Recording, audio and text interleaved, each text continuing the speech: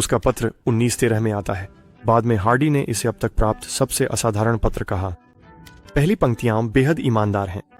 आदरणीय महोदय, मैं आपको अपना परिचय देना चाहता हूं कि मैं मद्रास के पोर्ट ट्रस्ट कार्यालय के लेखा विभाग में एक क्लर्क हूं, जिसकी वार्षिक तनख्वाह केवल 20 पाउंड है।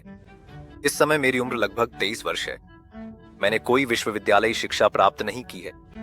रामानुजन लिखते हैं कि वे अपने खाली समय में गणित करते रहे हैं और वे खुद को प्रतिभाशाली कहे जाने से भी नहीं हिचकिचाते। मैंने पारंपरिक और नियमित पाठ्यक्रम का अनुसरण नहीं किया है जो विश्वविद्यालयी पाठ्यक्रम में अपनाया जाता है, लेकिन मैं अपने लिए एक नया रास्ता बना रहा हूँ। मैंने सामान्य रूप से डाइवर्जेंट श्रेणियों, डाइवर्जेंट सीरीज का विशेष अध्ययन किया है और जो परिणाम मुझे मिले हैं उन्हें यहाँ के गणित जो चौंकाने वाला मानते हैं।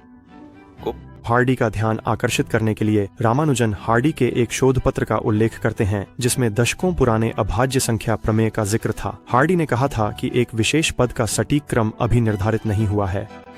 अपने पत्र में रामानुजन असहमति जताते हैं और वे इसका हल भी प्रस्तुत करते हैं। हार्डी को यह सब पागलपन जैसा लगता है। एक गरीब क्लर्क जिसके पास कॉलेज की डिग्री भी नहीं है दावा करता है कि वह इतिहास के कुछ सबसे प्रसिद्ध गणितज्ञों से भी अधिक जानता है। लेकिन रामानुजन यही नहीं रुकते। उन्होंने कम से कम 9 पन्ने समीकरणों से भरे संलग्न किए। उम्मीद थी कि उन्हें प्रकाशित किया जाए। वे हार्डी की प्रतिक्रिया भी चाहते हैं। हार्डी उन पन्नों का अध्ययन करते हैं जिन पर समीकरण करीने से व्यवस्थित हैं और कैर की किताब की शैली में प्रस्तुत हैं, लेकिन सामग्री ऐसी है जैसी उन्होंने पहले नहीं देखी थी। संख्याएं और चिन्ह तो परिचित हैं, लेकिन उनका संयोजन इतना अजीब है मानो वे किसी और ही दुनिया से आए हों। कुछ समीकरण स्पष्ट और सटीक हैं, लेकिन बिल्कुल असंभव लगते हैं, जैसे वह जिसमें रामानुजन दावा करते हैं कि सभी प्राकृतिक संख्याओं का योग अनंत नहीं बल्कि -1 लिखा जा सकता है। 12वां एक कथन जो हैरानी की बात है सच साबित होता है, हालांकि उस तरह नहीं जैसा हम आमतौर पर संख्याएं जोड़ते हैं। इसके बजाय यह अत्यंत उन्नत संख्या सिद्धांत पर आधारित है। रामानुजन के नोट्स में उन्होंने जो कुछ भी निकाला है उसके लिए शायद ही कोई व्याख्या दी गई है। हार्डी की पहली प्रतिक्रिया संदेह की होती है। यह जरूर किसी तरह की धोखाधड़ी है। वह पत्र को एक तरफ रख देते हैं और अखबार उठा लेते हैं जैसे किसी आम दिन में करते हैं, लेकिन वह पत्र उनके दिमाग में लगातार घूमता रहता है। क्या हो अगर यह गरीब भारतीय क्लर्क वास्तव में प्रतिभाशाली हो? हार्डी रामानुजन का पत्र कैम्ब्रिज में अपने आसपास लगभग सभी को दिखाते हैं। वह इसके कुछ हिस्से संबंधित क्षेत्रों के विशेषज्ञों को भेजते हैं और वह अपने एक सहयोगी जॉन लिटिलवुड से संपर्क करते हैं। वह रामानुजन से सिर्फ 2 साल बड़े हैं, लेकिन रामानुजन के विपरीत लिटिलवुड को बेहतरीन शिक्षा मिली थी और हार्डी की तरह उन्हें भी अपनी पीढ़ी के प्रमुख गणितज्ञों में गिना जाता है। दोनों घंटों तक उन सूत्रों को ध्यान से देखते रहते हैं। कुछ समय बाद वे एक खोज करते हैं। हर सूत्र नया नहीं है, फिर भी केवल उच्चतम स्तर का गणितज्ञ ही ऐसा कार्य कर सकता था। जितना अधिक वे इस काम का विश्लेषण करते हैं उतना ही अधिक वे चकित हो जाते हैं। हार्डी और लिटिलवुड को यकीन हो जाता है कि यहाँ तक कि सबसे कठिन परीक्षाएं भी उसके बनाए गए प्रमेयों को नहीं छू सकती। ये बस बहुत ही उन्नत है। मध्य रात्रि से ठीक पहले वे अपने निष्कर्ष पर पहुंचते हैं। ये सूत्र अवश्य ही सत्य हैं, क्योंकि यदि ये न होते तो किसी के पास इन्हें गढ़ने की कल्पना भी नहीं होती। ये केवल किसी असाधारण गणितज्ञ का कार्य नहीं है, ये एक प्रतिभा का कार्य है। हार्डी ने उत्तर लिखने का निर्णय लिया। वह रामानुजन के विचारों से रोमांचित हैं, लेकिन एक महत्वपूर्ण बात पर जोर देते हैं। साक्ष्य, कठोर क्रमबद्ध दस्तावेजीकरण जिसमें दिखाया गया हो कि रामानुजन अपने सूत्रों तक कैसे पहुंचे। हार्डी इसे पूरी तरह स्पष्ट कर देते हैं। सही प्रमाण के बिना उनके कार्य का मूल्य सही ढंग से नहीं आंका जा सकता। लेकिन रामानुजन ने कभी वास्तव में प्रमाण देना सीखा ही नहीं था।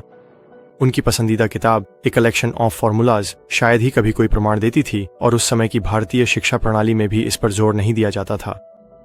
फिर भी हार्डी का पत्र प्रोत्साहन से भरा हुआ है। वे लिखते हैं कि वे इस बात से गहराई से प्रभावित हैं कि रामानुजन ने यह सब बिना कॉलेज शिक्षा के विकसित किया और उनका कार्य वास्तव में प्रकाशित भी हो सकता है। अगर आप संतोषजनक प्रमाण दे सकते हैं तो मैं इसे सुनिश्चित करने के लिए जो कर सकता हूं वह करने में खुशी होगी। हार्डी चाहते हैं कि रामानुजन यहाँ इंग्लैंड में हो। जब रामानुजन को इस निमंत्रण के बारे में पता चलता है तो उनके मन में विचारों की बाढ़ आ जाती है, लेकिन वे जा नहीं सकते, न तो अपने असफल परीक्षाओं या डिग्रियों की कमी के कारण बल्कि अपने विश्वास के कारण। एक ब्राह्मण हिंदू के रूप में रामानुजन को समुद्र पार करने की अनुमति नहीं है। उनके और उनके परिवार के लिए ये नियम बहुत मायने रखते हैं। अगर रामानुजन जैसे एक कट्टर हिंदू इंग्लैंड की यात्रा करते तो उन्हें अपनी जाति से बाहर कर दिया जा सकता था। हो सकता है कि फिर वे अपने दोस्तों और परिवार के घरों में स्वागत योग्य न रहें, या फिर कभी किसी मंदिर में प्रवेश करने की अनुमति भी न मिले। फिलहाल रामानुजन भारत से बंधे हुए हैं। फिर भी हार्डी के साथ आखिरकार कोई है जो उनकी बात सुनता है, कोई है जो उन्हें गंभीरता से लेता है। उनके पत्र उन्हें गहराई से प्रभावित करते हैं। जब वे जवाब देते हैं तो अपनी खुशी को बिल्कुल नहीं छुपाते। मैंने आप में एक मित्र पाया है।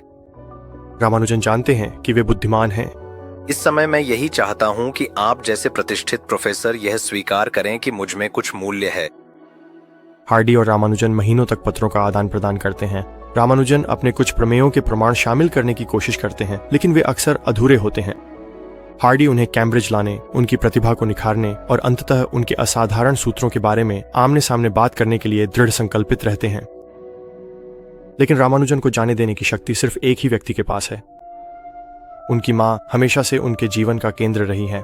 वह सिर्फ एक माता पिता नहीं है, वह एक मित्र भी हैं। वे एक दूसरे की संगति का आनंद लेते हैं, वे एक दूसरे को समझते हैं और उनके लिए ब्राह्मण जाति के नियमों के अनुसार जीना अनिवार्य है। वह अपने बेटे के समुद्र पार करने के विचार के सख्त खिलाफ हैं और रामानुजन के लिए उनकी असहमति का वास्तव में बहुत महत्व है। लेकिन एक रात रामानुजन की माँ को एक सपना आता है। उस सपने में वह अपने बेटे को यूरोपियनों से घिरा हुआ देखती हैं।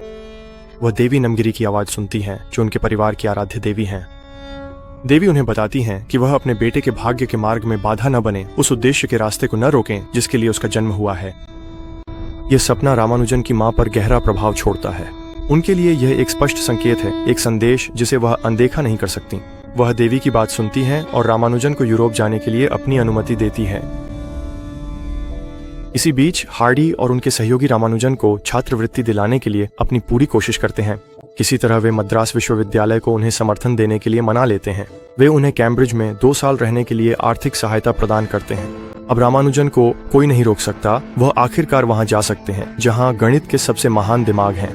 17 मार्च 1914 को 26 वर्षीय रामानुजन पश्चिमी कपड़ों में यूरोप जाने के लिए एक जहाज पर सवार होते हैं। लेकिन इंग्लैंड में उनका नया जीवन वैसा बिल्कुल नहीं होगा जैसा उन्होंने सोचा था। आखिरकार ये विदेशी देश उन्हें तोड़ देगा।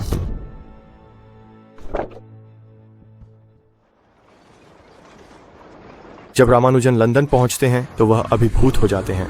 यहाँ लगभग 50 लाख लोग रहते हैं, जो मद्रास की तुलना में 10 गुना अधिक हैं। यह शहर तेज शोरगुल वाला है और रामानुजन के दक्षिण भारत के शांत जीवन से बिल्कुल अलग है। शुरुआती दिनों में हार्डी के एक सहयोगी रामानुजन का ख्याल रखते हैं। वह उन्हें अपने घर में ठहरने भी देते हैं। बाद में रामानुजन कैम्ब्रिज के वॉक्सहॉल कोर्ट में चले जाते हैं, जो हार्डी के घर से सिर्फ 5 मिनट की दूरी पर है। इस अनजाने संसार में रामानुजन को नई चुनौतियों का सामना करना पड़ता है। अब वह चाकू और कांटे से खाना खाते हैं, जिसे वह बहुत बुरा मानते हैं। कठोर धातु की चीजें मुंह में घुसती हैं, वे कहते हैं, और वे जिन लोगों से मिलते हैं उनके अंग्रेजी नाम याद रखने में भी उन्हें कठिनाई होती है। फिर भी उन शुरुआती दिनों में अपनी खुशियां भी थीं। बसंत सुंदर मौसम के साथ आता है और एक पल के लिए सब कुछ उम्मीदों से भरा हुआ लगता है। रामानुजन बस इस गणितीय स्वर्ग में होने से खुश हैं, जहां अब उनके विचारों पर कोई हैरान नजरें नहीं उठती। सबसे महत्वपूर्ण बात यह है कि अब उन्हें हार्डी और लिटिलवुड के साथ करीब से काम करने का मौका मिलता है। वे 2 प्रतिष्ठित गणितज्ञ जिन्होंने उनकी नोटबुक्स को देखा और उसमें छुपी प्रतिभा को पहचाना।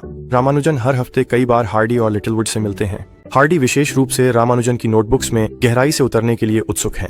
इस तरह दिन दर दिन वे साथ बैठते हैं और उन अजीब लेकिन सुंदर समीकरणों पर काम करते हैं। अब जब उनके बीच कोई समुद्र नहीं है तो रामानुजन के लिए अपने विचार समझाना आखिरकार आसान हो गया है। अब वह हार्डी और लिटिलवुड को आमने सामने वे सूत्र दिखा सकते हैं जिन्हें उन्होंने वर्षों की अथक मेहनत और एकांत में विकसित किया था। भारत में रामानुजन हमेशा अकेले रहते थे। सिर्फ कैर की किताब, उनकी अपनी नोट्स और उनका अथक जुनून। उनके आसपास कोई भी वास्तव में उनके काम को नहीं समझता था। लेकिन अब उनके पास असली साथी हैं। हालांकि वह एक अनजान देश में रह रहे हैं, लेकिन उनके साथियों की मौजूदगी इस कमी को पूरी तरह से भर देती है। अधिकतर समय रामानुजन अपने या हार्डी के कमरे में छुपे रहते हैं, गणित में डूबे हुए। उन्हें शायद ही कभी बाहर देखा जाता है, लेकिन जब वे बाहर होते हैं तो लोग उन्हें चप्पलों में आंगन पार करते हुए देखते हैं। पश्चिमी जूते उनके लिए बहुत तंग हैं। जब हार्डी रामानुजन की नोटबुक्स का अध्ययन करते हैं तो वे उनकी गणितीय अंतर्ज्ञान आधारित पद्धति से मोहित हो जाते हैं। यह कैम्ब्रिज प्रशिक्षित गणितज्ञों की विधियों से बिल्कुल अलग है। हार्डी रामानुजन की बीजगणितीय सूत्रों और अनंत श्रेणियों के रूपांतरण में उनकी अंतर्दृष्टि से विशेष रूप से प्रभावित हैं। उनके कुछ परिणाम वे खोजे हैं जिन्हें अन्य गणितज्ञ 50 या 100 साल पहले ही खोज चुके थे। रामानुजन ने उन्हें प्राप्त करने के नए तरीके लेकिन उनके नोटबुक्स के बड़े हिस्से पूरी तरह से नए सूत्रों से भरे हुए हैं। जब हार्डी और लिटिलवुड रामानुजन के कार्य की सतह को छूना ही शुरू कर रहे होते हैं और यहाँ तक कि दशकों बाद भी गणितज्ञ उन सूत्रों की गहराई और रहस्य से जूझते रहते हैं जिन्हें उन्होंने पीछे छोड़ा था। हार्डी ये समझने लगते हैं कि रामानुजन कितनी गहराई से, लगभग आध्यात्मिक रूप से संख्याओं से जुड़ते हैं। एक बार हार्डी टैक्सी से रामानुजन से मिलने जाते हैं तो वह उस पर लिखा एक नंबर 1729 देखते हैं। जब वह रामानुजन को इसके बारे में बताते हैं तो वह इसे एक साधारण सा नंबर कहते हैं,